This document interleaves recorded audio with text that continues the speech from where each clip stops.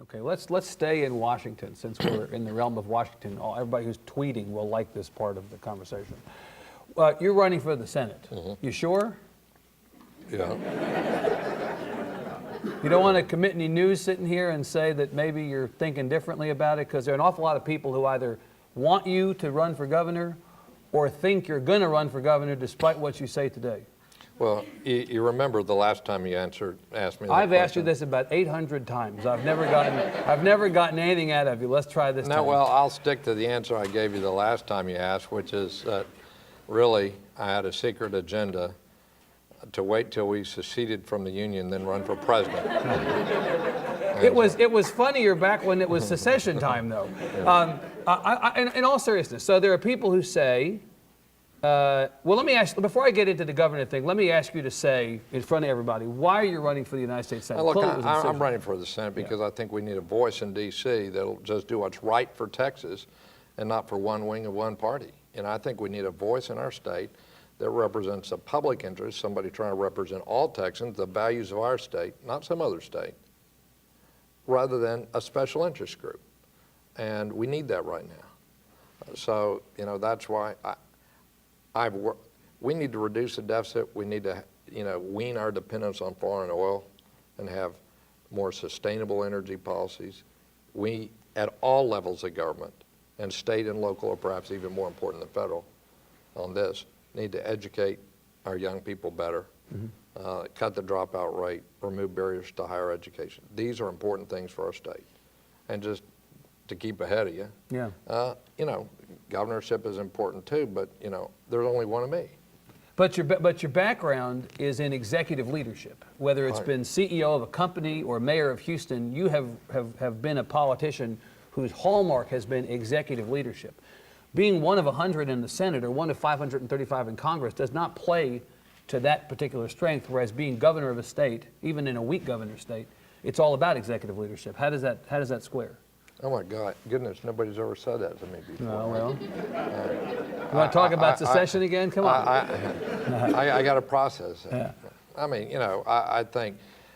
I think you need people who are making laws, who have been responsible for implementing laws. Otherwise, it's a disaster. Right. People can, well, you're reading in the newspaper these days about all the things, tax incentives of the IRS, where the IRS has got it wrong a lot of times just because there are so many incentives built in. They sent checks that they weren't supposed to send. They didn't send the checks they were supposed to send.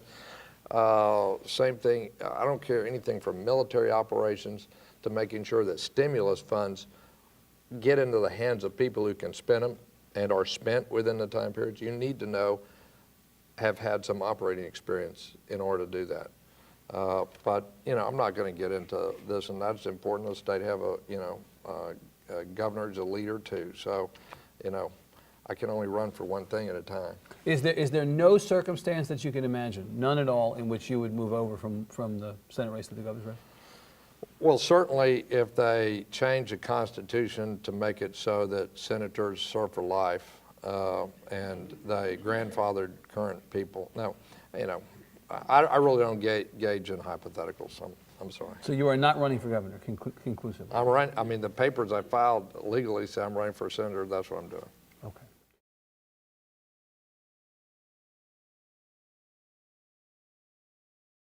Oh, I thought you were going to ask the ideal senator from Texas, and I think I know what your answer to that is. Balding.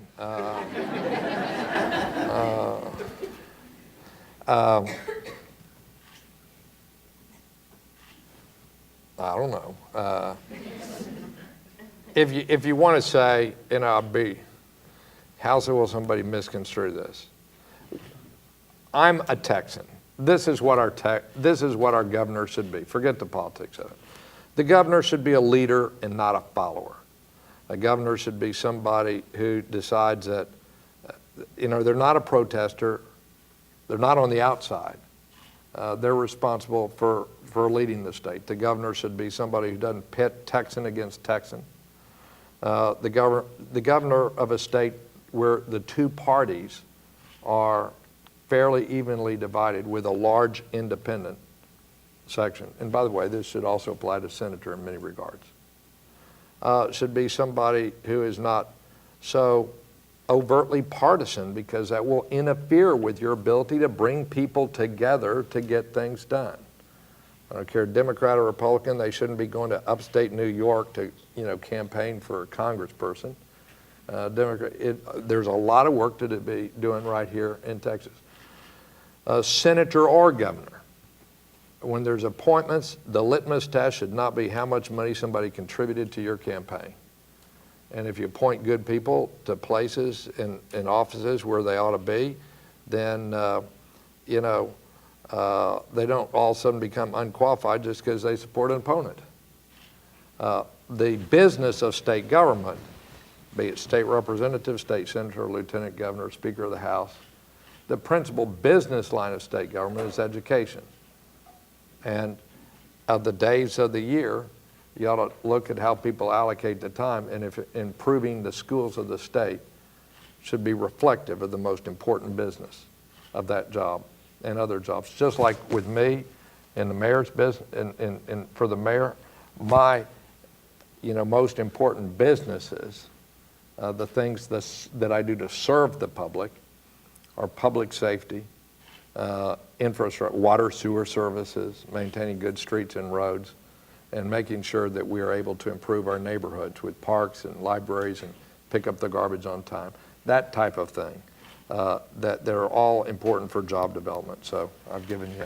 But just to wrap this up, to the questioner's point though, does it matter to you running for the Senate whether there's a strong Democrat on the top of the ticket? Do you distance yourself from anybody else running, or do you tie yourself to the fate of the ticket that happens top to bottom? I'm really not sure what operationally that means, that is. I'm not one of these people who decide that I'm going to have my picture not taken with somebody or shy away because somebody will frame it and send it on YouTube, or whatever. I mean, my goodness, I have my picture taken with almost anybody who wants to take a picture with me, if I have time. So I'm not one of. I'm not a good schemer. Okay, in other words, but.